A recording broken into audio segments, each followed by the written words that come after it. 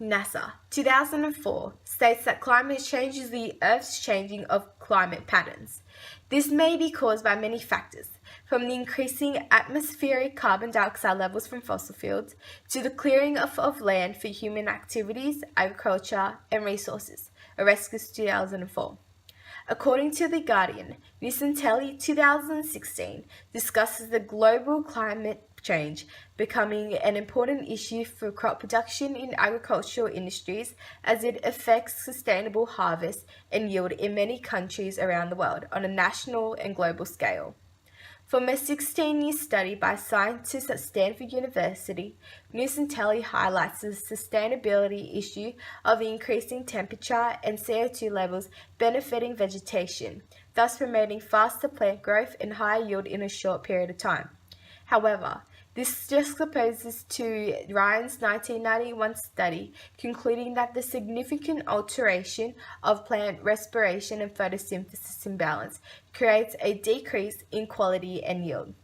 Hence, the purpose of this documentary is to present to the audience information about the sustainability issues of sustainable crop productions, negatively and positively affected by climate change. To discover the impacts of climate change's increasing temperatures on crop yield and quality around the world, in 2016, Loy and other scientists conducted a study in multiple wheat-producing countries such as France, Australia, China, USA, and India, which discovered the negative impact of climate change to crop yield. Loy stated that with just a 1 degree Celsius increase in global temperature, the yield of wheat, soybean, rice and maize decreases by 4.1% to 6.4%, which is approximately 35 million tonnes. This is measured using grid cells and gridded crop models. I believe that Loy and other scientists created a credible source as the result of their study concluded with the statistical result and regression to be consistent throughout the research.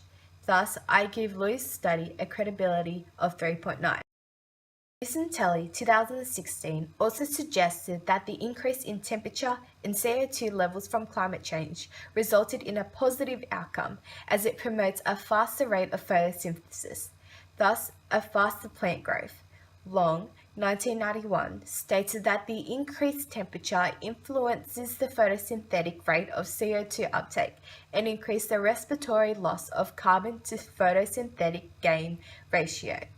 Long's study was a credibility score of 5.1. However, Ryan's 1991 study with a credibility score of 5.2 discussed a limitation as a decrease in nutrient availability would occur due to prolonged growth in CO2.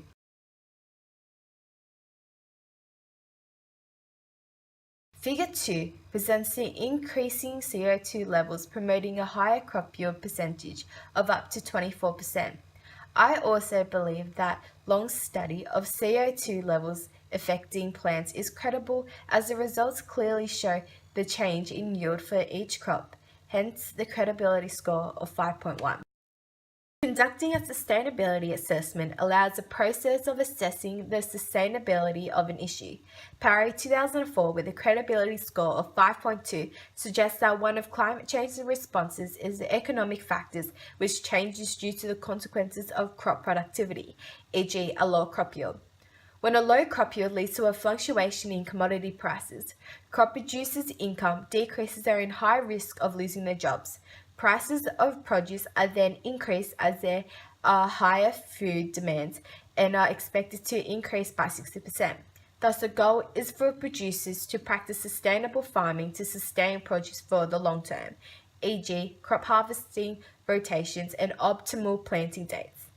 Sustainability indicators include the percentage of yield harvested each season, percentage of crop harvested in good quality, and percentage of temperature changes.